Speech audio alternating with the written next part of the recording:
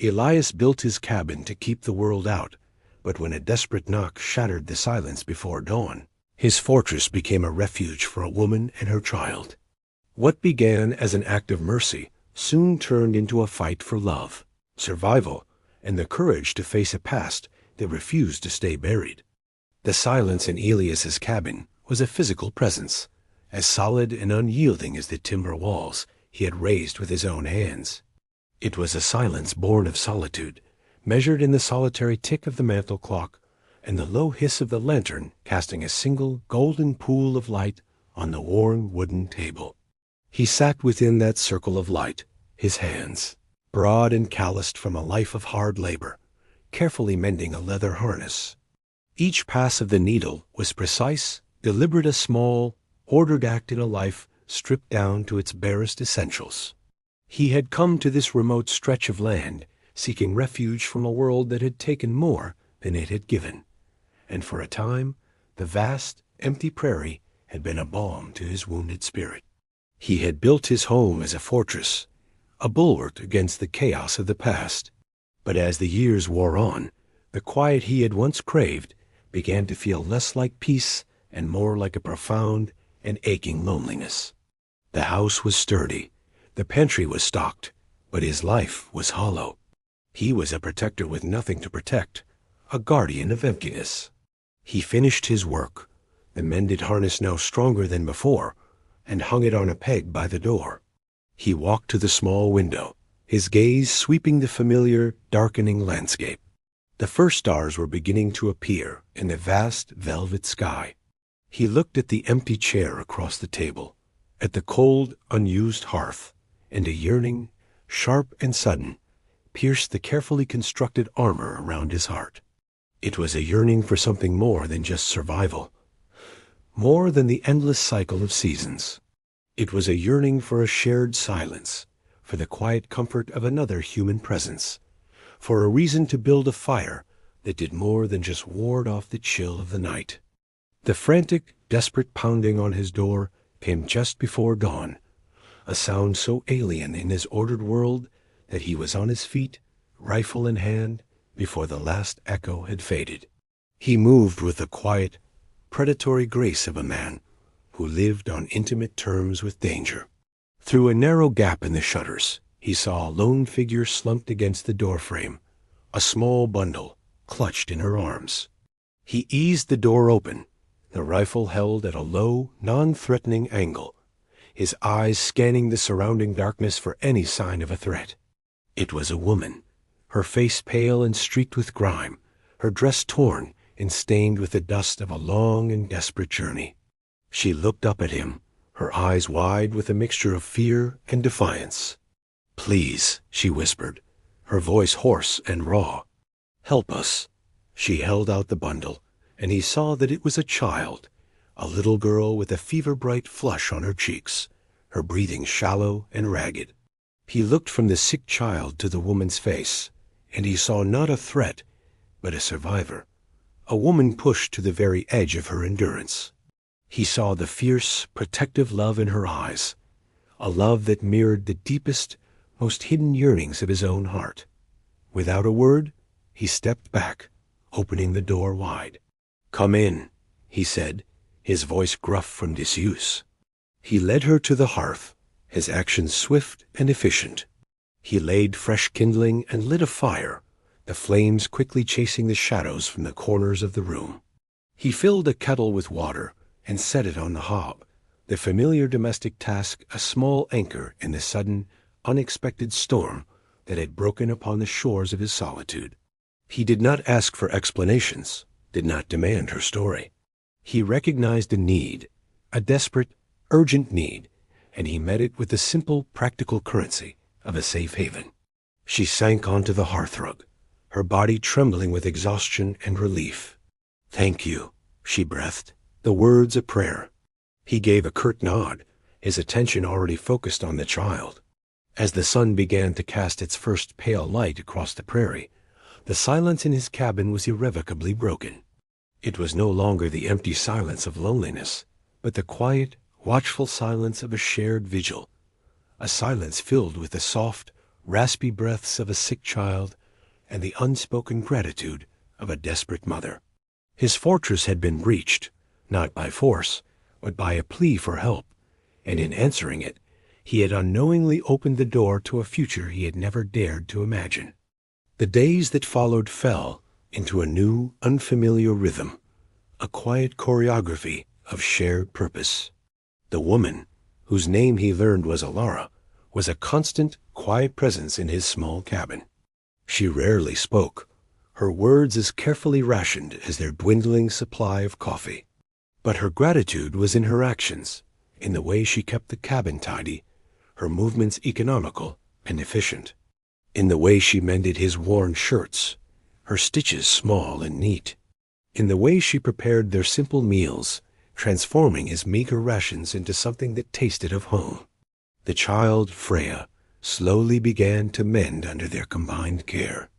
Elias, a man whose hands were more accustomed to the rough bark of timber than the soft skin of a child, found himself surprisingly adept at spooning broth into the little girl's mouth. His touch gentle, his voice a low, soothing rumble as he told her stories of the prairie, of the hawk that nested in the tall cottonwood tree, of the coyote that sang to the moon. He watched Alara, and he saw a strength in her that went beyond mere survival. He saw it in the proud, straight line of her back, in the unwavering clarity of her gaze, in the fierce, protective love she had for her daughter. She was not broken, he realized, but she had been bent, pushed to the very edge of her endurance. And yet she had not shattered. She had, instead, found a way to bend without breaking, to yield without surrendering. One evening he returned from checking his trap lines to find the scent of wild herbs and roasting meat filling the cabin. Alara was at the hearth, turning a rabbit on a makeshift spit. She had found his snares, had known how to skin and dress the animal, had foraged for wild rosemary and thyme to season the meat. She looked up as he entered, a faint, questioning look in her eyes. "I hope you don't mind," she said, her voice soft. I saw the snares were full. He simply stood in the doorway, a lump forming in his throat. He had provided the raw materials, the basic necessities of survival. But she had taken them and transformed them into a meal, into a moment of shared warmth and nourishment. She had, in that simple, practical act, transformed his house into a home. As they ate together in the warm, flickering firelight, the silence was no longer a void, but a comfortable, companionable space, a quiet testament to the trust that was slowly, tentatively, beginning to grow between them. The summer heat settled over the land, a heavy, shimmering blanket that made the days long and languid. The routine of their lives became a familiar, comforting rhythm, the early morning chores, the long, hot afternoons spent in the relative cool of the cabin, the quiet evenings on the porch, watching the sun set in a blaze of orange and purple. It was in these small, shared moments that the bond between them deepened, an unspoken understanding that flowed as steadily and as quietly as the creek that ran through the bottom of his property. He taught her to shoot, his large hands gently guiding hers as she held the heavy rifle. He was acutely aware of the warmth of her skin, the faint scent of lavender and wood smoke that clung to her. He felt the slight tremor in her hands as she took aim, and he spoke to her in a low, steady voice, his words a calm, reassuring presence in the vast emptiness of the prairie. He was not just teaching her to survive. He was giving her a tool, a means of protecting herself, of reclaiming her own power. It was an act of trust, a testament to his belief in her strength, in her resilience. One evening, as they sat on the porch, a comfortable silence stretching between them, he was cleaning his hunting knife, the rhythmic scrape of the whetstone, a familiar, soothing sound. He tested the blade with his thumb, a small, almost imperceptible nod of satisfaction. Then, without a word, he turned and offered the knife to her, hilt first. She looked at him, her eyes wide with surprise. She understood the gesture, the profound symbolism of it. A man's knife was an extension of himself, his most essential tool, his last line of defense. To offer it hilt first was an act of complete and utter trust, a silent vow that he would never use his strength against her. She reached out, her fingers brushing against his as she took the knife. Her touch was light, almost hesitant, but it sent a jolt of awareness through him, a warmth that had nothing to do with the summer heat. She held the knife for a long moment, her gaze locked with his. In the fading light, he saw something in her eyes that he had never seen before. Not gratitude, not fear, but a flicker of something softer, something more vulnerable. It was a silent acknowledgment of the bond that had grown between them, a fragile, precious thing that they were both, in their own quiet way, beginning to cherish. The first hint of trouble arrived in the form of a circuit rider, a traveling preacher who brought news and gossip from the scattered settlements. He was a small, ferret-faced man with eyes that were too close together, and he looked at Alara with a mixture of pity and suspicion. "I heard about you in Harmony Creek," he said, his voice unctuous and self-important. "Folks said your husband was looking for you. A fine, upstanding man," they said. A pillar of the community. Ilara's face went pale, but she said nothing, her hands stilling in her lap. Elias, who had been oiling a saddle on the porch, felt a cold knot of anger tighten in his gut. He knew a predator when he saw one, and he knew that the fine, upstanding man the preacher spoke of was the reason Ilara had fled into the wilderness with a sick child. After the preacher had left, a heavy, oppressive silence descended on the small cabin. Ilara stood at the window, her back to him, her arms wrapped around herself, as if to ward off a sudden chill. Elias went to her, his heart aching with a fierce, protective tenderness. He wanted to promise her that he would keep her safe, that he would never let anyone harm her. But he knew that words were not what she needed. She needed to know that she had a choice, that she was not a possession to be claimed or fought over. He stood beside her, a quiet, solid presence, and waited. Finally, she turned to him, her eyes dark with a fear that she could no longer hide. "He'll find me," she whispered, her voice barely audible. "He won't stop until he finds me." Elias reached out, and with a gentleness that surprised even himself, he cupped her face in his hands. His thumbs gently stroked her cheekbones, wiping away the single tear that had escaped and traced a path through the dust on her skin. "You are not alone," he said, his voice a low, steady rumble. "This is your home now, if you choose it." It was not a declaration of love, not a demand or a promise. It was an invitation, an offering.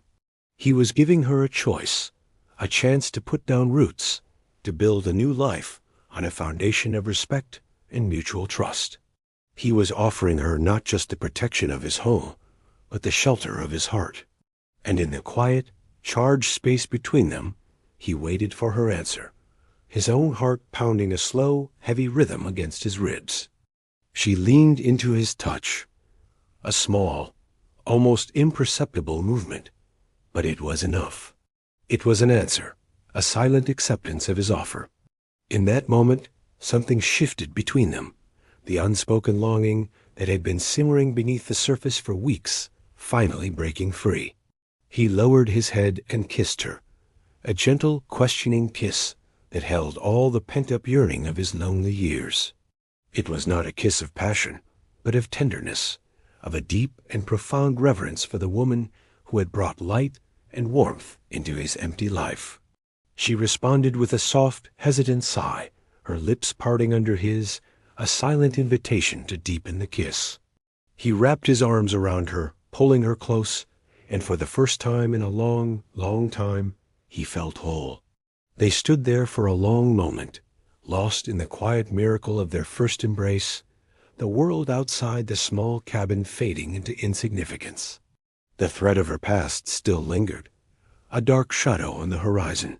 But in that moment, they were a world unto themselves, a fortress of two. Later that evening, as they sat by the fire, a comfortable silence settled between them, a silence that was no longer empty, but filled with a new, unspoken intimacy. Freya was asleep in her cot, her breathing soft and even. Elias looked at Alara, at the way the firelight danced in her hair, at the soft curve of her lips, and he felt a sense of peace so profound it was almost painful. He had spent his life building walls, protecting himself from the pain of the world. But she had slipped past his defenses, not with force, but with a quiet, gentle persistence. She had shown him that true strength was not in solitude, but in the courage to open your heart to another. He reached for her hand, his fingers lacing with hers. It was a simple gesture, but it held the weight of a vow. It was a promise to stand with her, to face whatever came their way, together. And as the flames in the hearth burned low, he knew, with a certainty that settled deep in his bones, that he would spend the rest of his life being worthy of the trust she had placed in him. The man from Harmony Creek, whose name was Silas, arrived a week later. He was not the fine, upstanding man the preacher had described. He was a man whose handsome face was marred by a cruel, petulant twist to his lips, whose eyes held a cold, possessive light. He rode a fine, blooded horse and wore the clothes of a wealthy man, but he could not hide the ugliness that lay beneath the surface. He dismounted and strode onto the porch as if he owned it, a sneer on his face as he took in the small rustic cabin. "I've come for what's mine," he said, his voice a low, menacing drawl. Alara stepped out of the cabin, her face pale but resolute. Freya clung to her skirts, her small face buried in the folds of her mother's dress. Elias moved to stand slightly in front of them, a silent, immovable shield. "She is not yours," Elias said, his voice quiet, but with an edge of steel that made Silas pause. Silas laughed, a short, ugly sound. "She is my wife," he said, producing a piece of paper from his coat pocket. "I have a marriage certificate to prove it." Elias met his gaze, his own eyes as cold and hard as a winter sky. "That paper means nothing here," he said. "She has chosen to make her home with me." Silas's eyes narrowed, his hand dropping to the butt of the pistol he wore on his hip. "I am a respected man in this territory," he said, his voice rising. "The law is on my side." At that moment, 2 riders appeared over the rise, the sheriff from the nearby town of Redemption and his deputy. Silas smiled, a triumphant, predatory smile. "You see," he said, "I have come prepared." The sheriff, a weary, middle-aged man with a handlebar mustache, dismounted and looked from Silas to Elias, his gaze lingering on the quiet, deadly confidence in Elias's stance. "Silas here says you're holding his wife against her will," the sheriff said, his voice tired. Elias did not take his eyes off Silas. "She is not his wife," he said again, his voice flat and unwavering. "And she is here by her own choice." The sheriff looked at Alara. "Ma'am?" he asked, his voice surprisingly gentle. "Is that true?" Alara stepped forward, her head held high, her voice clear and strong. "It is true," she said. "I left him because he is a cruel and violent man. This is my home now. This is my choice." The sheriff sighed, a long, weary sound. He was a man who had seen too much of the ugliness that men were capable of. He looked at Silas, at the barely concealed fury in his eyes, and then he looked at Elias, at the quiet, unyielding strength in his. "The law is a tricky thing out here, Silas," the sheriff said. "A piece of paper from another territory don't mean much when a woman makes her choice clear." Silas's face contorted with rage. "I will not be made a fool of," he snarled, his hand tightening on his pistol. "She is my property." Elias took a slow, deliberate step forward, his hand resting on the hilt of his hunting knife. "She is no one's property," he said, his voice a low, dangerous growl. "And you will leave this place. Now." The air crackled with tension, the world seeming to hold its breath. The sheriff and his deputy exchanged a look, their hands moving to rest on their own weapons. Silas was outnumbered, and he knew it. But his pride, his sense of entitlement, was a powerful, poisonous thing. He looked at Elara, at the defiance in her eyes, and something in him snapped. He drew his pistol, a wild, desperate move. But Elias was faster. He moved with a speed that was startling in such a big man, his knife a blur of motion. The pistol clattered to the porch floor, and Silas cried out, clutching his hand, a thin line of red welling between his fingers. He stared at Elias, his eyes wide with a mixture of shock and fear. He had underestimated the quiet man in the lonely cabin. He had mistaken stillness for weakness. The sheriff stepped forward, his own gun now drawn. "That's enough, Silas," he said, his voice hard. "You've caused enough trouble. Get on your horse and ride. And don't come back." Silas, his face pale, his arrogance shattered, scrambled for his horse and rode away, a defeated, diminished figure. Elara rushed to Elias, her hands fluttering over his chest, his arms checking for injuries. He caught her hands in his grip gentle but firm. "I'm all right," he said, his voice rough with emotion. He looked down at her, at the fierce, protective love in her eyes, and his heart swelled with a feeling so powerful it almost brought him to his knees. They had faced the storm, and they had weathered it together. That evening, a profound sense of peace settled over the small cabin. The threat had passed, the shadow had lifted. Freya, who had been hidden away in her small room during the confrontation, was now asleep, her face relaxed and untroubled. Elara and Elias sat on the porch, the night air cool and fragrant with the scent of pine and damp earth. The sky was a vast, velvet blanket, studded with a million glittering stars. For a long time they sat in a comfortable, companionable silence, the shared experience of the day, a powerful, unspoken bond between them. Finally, Elara turned to him, her eyes shining in the starlight. "You saved us," she said, her voice soft with an emotion that went beyond mere gratitude. He shook his head. "We saved each other," he said, and he knew, in the deepest part of his soul, that it was true. She had saved him from a life of quiet desperation, from the empty silence of a house that had never been a home. She had shown him that love was not a weakness, but a source of strength, a reason to fight, a reason to live. He reached for her hand, his calloused fingers lacing with hers. "I love you, Elara," he said, the words feeling both strange and wonderfully, perfectly right on his tongue.